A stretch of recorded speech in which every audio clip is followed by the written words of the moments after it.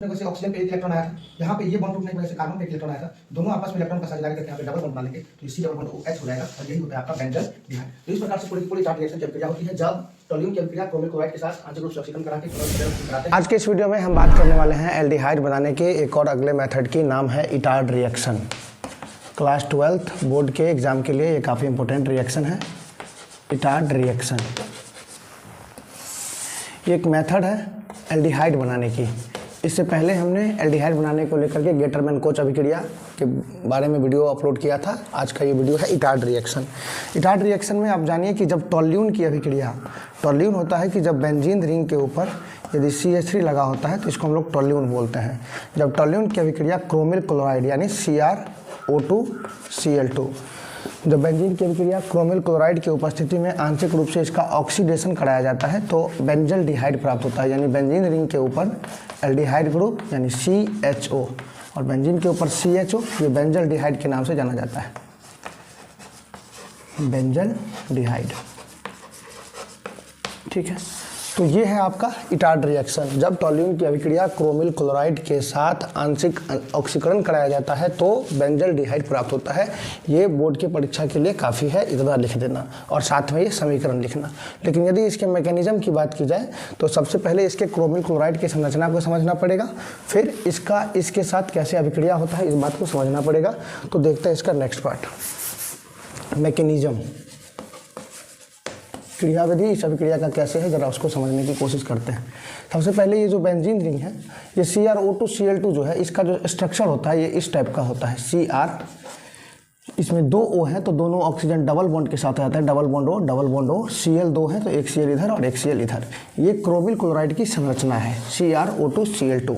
इसकी अभिक्रिया जब इस अभिक्रिया में क्रोमिल क्लोराइड के 2 यूनिट लिए जाते हैं, CrO2Cl2 के 2 यूनिट। यानी कि इसको जब हम यहाँ नीचे लिखते हैं तो देखिएगा ये बेंजीन रिंग टोल्यूइन, इसके ऊपर CH3 है तो इसको CH को एक साथ लिखते हैं CH, और बाकी जो 2 H बच गए, एक H इधर लिखते हैं और एक H इधर लिखते हैं।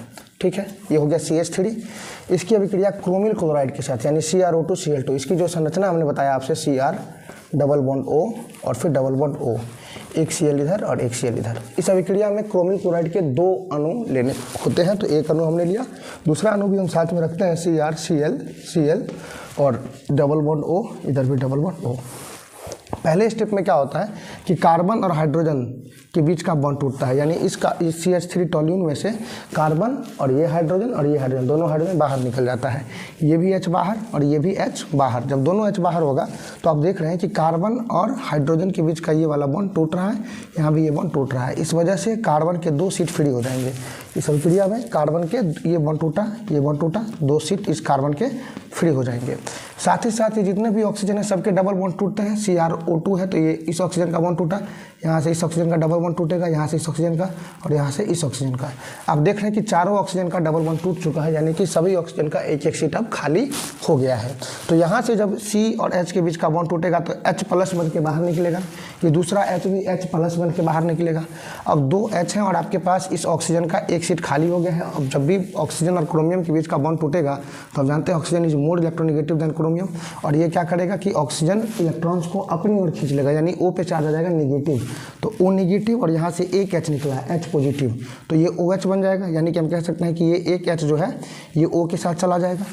यही इसी कंडीशन के साथ ये दूसरा वाला जो H है ये दूसरे वाले क्रोमियम के एक O के साथ चला जाएगा।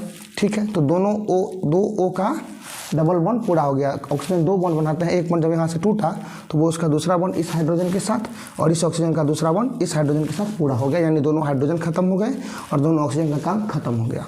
अब बच गया कार्बन के 2 सीट खाली रह गए थे वो, और ये दोनों ऑक्सीजन के एक सीट खाली रह गए हैं। तो एक बार ये ऑक्सीजन इस कार्बन पे अप्रोच करता है और दूसरी बार ये ऑक्सीजन इस कार्बन पे अप्रोच करता है, और इस प्रकार से जो प्रोडक्ट बनता है यहाँ पे हम लिखते हैं बेंजीन रिंग। इसके ऊपर CH तो वैसा ही रहेगा, इसके 2 जो सीट खुलेंगे तो ये एक बार जब इस ऑक्सीजन ने अप्रोच किया तो बॉन्ड बनेगा ऑक्सीजन के साथ, तो यहाँ पे लिखते हैं ऑक्सीजन, और फिर इसके साथ आ गया क्रोमियम। O पे तो Cr लगा है तो Cr, और इस क्रोमियम पे क्या आ गया ये O, जिसपे ये वाला H आया था तो ये O अब OH हो चुका है, तो CrOH और इस पे Cl2 है तो Cl2 वैसे ही लिखाएगा। यही बात दूसरी तरफ अगर देखा जाए तो इस ऑक्सीजन ने इस कार्बन पे अप्रोच किया था, तो ऑक्सीजन और कार्बन के बीच का बॉन्ड बन जाएगा O, और ऑक्सीजन से लगा हुआ है क्रोमियम तो OCr, और जो दूसरा वाला ऑक्सीजन है इस पे तो ये हाइड्रोजन आ गया था तो ये अब OH हो चुका है तो ये हो गया OHCl2। तो इस प्रकार से हमको क्रोमियम का कॉम्प्लेक्स प्राप्त होता है।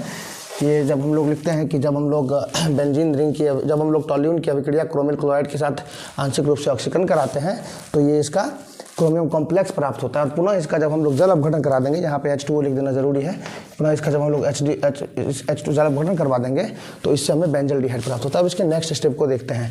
जब इसका हम लोग जल अपघटन करवाते हैं यानी कि जल से अभिक्रिया, तो जब जल अपघटन होगा इसका तो समझिएगा H+ और OH-, जल अपघटन में तो यही होगा H+ और OH-, ठीक है। ये इस प्रकार से जब होगा तो पहली बार क्या होता है कि कार्बन और ऑक्सीजन के बीच का बॉन्ड टूटेगा। तो जब कार्बन और ऑक्सीजन के बीच का बॉन्ड टूटेगा तो O पे नेगेटिव चार्ज और C पर पॉजिटिव चार्ज, यानी एक इलेक्ट्रॉन दोनों पे बच जाएगा। तो O नेगेटिव और यहाँ से H पॉजिटिव क्या हो जाएगा, ये H आ जाएगा किस पर, O पर, तो फिर से OH बन जाएगा। और एक OH पहले से था, एक और OH इस H के वजह से O में जब मिलेगा तो OH हो जाएगा, तो OH एक और हो जाएगा, यानी CrOH का होल ट्वाइस और Cl2। तो हम लिखते हैं यहाँ पे साइड में, ये हो जाएगा CrOH का होल ट्वाइस और Cl2।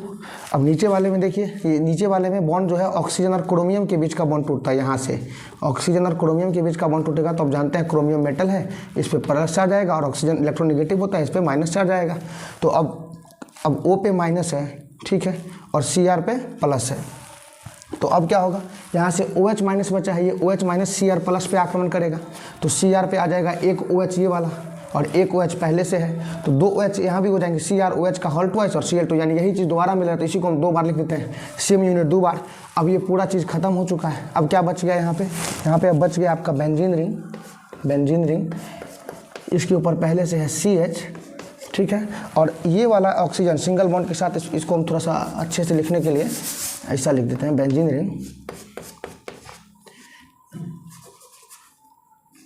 C, इधर पीछे H लिखते हैं, और इसके साथ ही ऑक्सीजन है तो ये ऑक्सीजन हम लिखते हैं। अब यहाँ पे बॉन्ड टूटने की वजह से ऑक्सीजन पे एक इलेक्ट्रॉन आया था, यहाँ पे ये बॉन्ड टूटने की वजह से कार्बन पे एक इलेक्ट्रॉन आया था, दोनों आपस में इलेक्ट्रॉन का साझेदारी करके यहाँ पे डबल बॉन्ड बना लेंगे तो ये C डबल बॉन्ड OH हो जाएगा, और यही होता है आपका बेंजल डिहाइड। तो इस प्रकार से पूरी की पूरी टार्ट रिएक्शन की अभिक्रिया होती है। जब टॉल्यून की अभिक्रिया क्रोमिल क्लोराइड के साथ आंशिक रूप से ऑक्सीकरण करा के पुनः उसका जल अपघटन कराते हैं तो बेंजल डिहाइड प्राप्त होता है, और ये उसका पूरा का पूरा मैकेनिज्म है।